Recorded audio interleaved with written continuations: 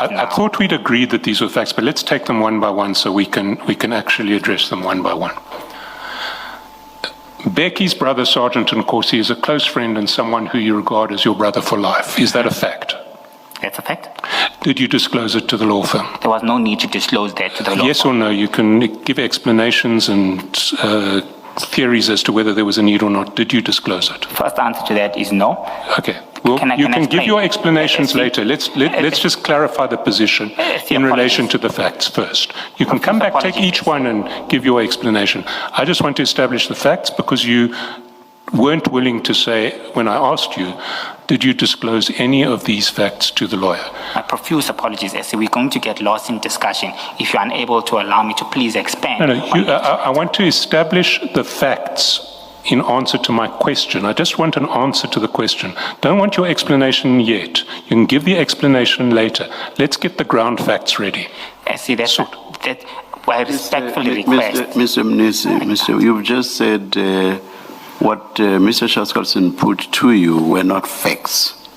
Can we just establish the facts? You can, if you then want to explain, and you can take notes on all of them. But let's just establish the facts, please. If at the end of it you want to say, although I say A, B, C, D are facts, here's an explanation I want to give. Let's just get a move on what is fact and what is not, please. The next fact, Sergeant Nkosi had made approaches to you which you understood as approaches that were trying to get you to rig the bid in favor of his brother's company. Is that a fact?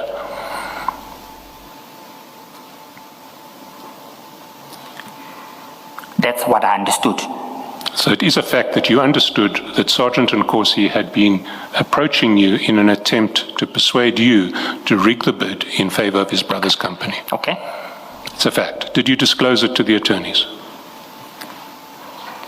Simple yes or no? Right now, no. No. There was no need, but I'll explain later. You can talk about need later. He had made 4 different approaches to you in this regard. Is that a fact? Yes. Did you disclose it to the attorneys? No. While the present bid was pending before the Tshwane Council, you'd also been assisting Sergeant Nkosi in relation to a bid that Ngapa Share had submitted to another organ of state. Is that a fact? Yes. Did you disclose it to the No. attorneys? During the period in which the present bid was pending before the Tshwane Council, you were in direct communication with Becky Nkosi, the director of Ngapa Share, inviting him to submit a bid for a different tender from the Tshwane Council. Is that a fact? Is it a fact? Yes. Did you disclose it to the attorneys? No. In relation to that tender, you had written to Sergeant Nkosi saying, have sent the above to Becky, we need to regroup on it. Is that a fact? You spoke at the same time. Yes, Commissioner, apologies. Yes. And you didn't disclose this to any attorneys? No, SC. You had involved Sergeant Nkosi in a range of matters relating to the affairs of the client department, the TMPD, and these processes included processes relating to the payment and termination of private service providers contracted by the TMPD. Is that a fact? It's not a fact. What is factually incorrect in relation to it? Sorry, SC, what's factually incorrect is about payment. I involved him in terms of the purchase orders. No involvement whatsoever on payment aspect. Okay, so if I were to say, including processes relating to purchase orders and the termination of private, you would be happy with yes. that? And you didn't disclose that to any attorneys? No.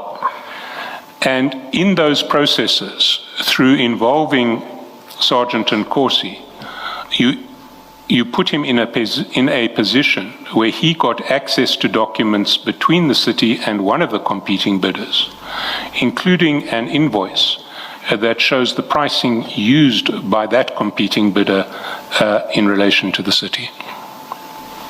Is that a... It's not a fact. I did not give him any information, nor did I put him in a position to receive that. So you are suggesting that if you had not consented to Sergeant Nkosi intermediating your relationship with Deputy Chief Dlamini, he would still have got the invoice that Gubis issued to the city. What I'm suggesting is that I did not give him authority at any stage in time to obtain any sensitive information. I'm sure Deputy Chief Dlamini will have to answer it himself. From my perspective, this is not a fact. If you had said to Sergeant Nkosi at the outset, Sergeant Nkosi, you have no business getting involved in any TMPD matters. I will speak to General Dlamini myself. Please do not approach him. Would he have got access to that invoice which discloses Gubis's pricing to the city? Chair, I can't comment on what would have happened. The matter that you're putting towards me is that, is this a fact that I enabled him or I gave him information, sensitive information of bidders? And that's not a fact. I'm not going to speculate on what would have happened. You were aware that Sergeant Nkosi had got access to that document? Afterwards, I was aware, and there's nothing I could do to stop that. He already had that.